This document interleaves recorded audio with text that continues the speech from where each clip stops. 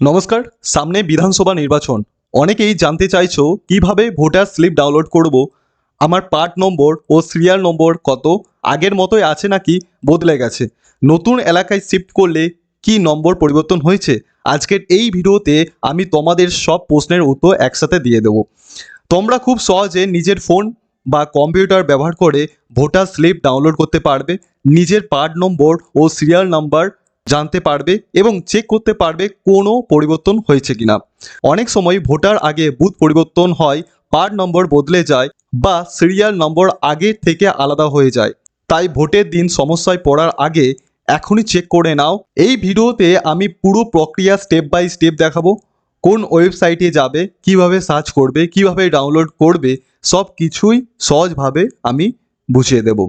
তাই ভিডিও শুরু করার আগে তোমাদের কাছে একটাই অনুরোধ, যারা নতুন এসেছো অবশ্যই চ্যানেলটিকে সাবস্ক্রাইব করে দিও।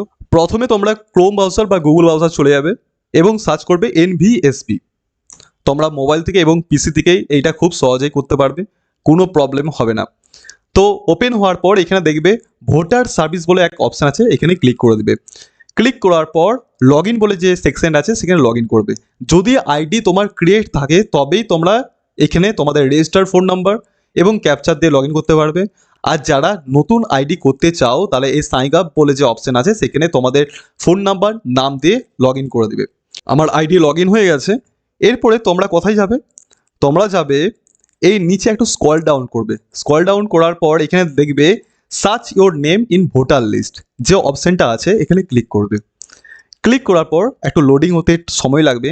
তোমাদের যে এপিক নাম্বার দিয়ে সার্চ করতে পারবে, নচেত যদি এপিক নাম্বার না থাকে তাহলে তোমার নাম, তোমার রিলেটিভ যে নেম আছে, তোমার ডেট অফ বার্থ, জেন্ডার এবং তোমার যে ডিস্ট্রিক্ট অ্যাসেম্বলি যেটা আছে সেটা দিয়ে তোমরা সার্চ করে নিতে পারবে, বা মোবাইল নাম্বার দিয়েও তোমরা কিন্তু সার্চ করে নিতে পারবে।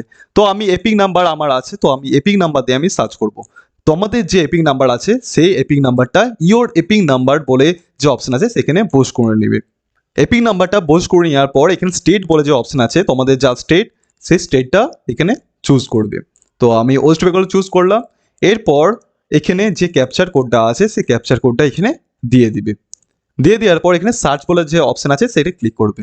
ক্লিক করার পর দেখো এমন একটা অপশন আসবে, এখানে দেখবে অ্যাকশন বলে একটা অপশন আছে, এখানে ভিউ ডিটেলস বলে একটা ব্লু লেখা আছে, এখানে ক্লিক করবে।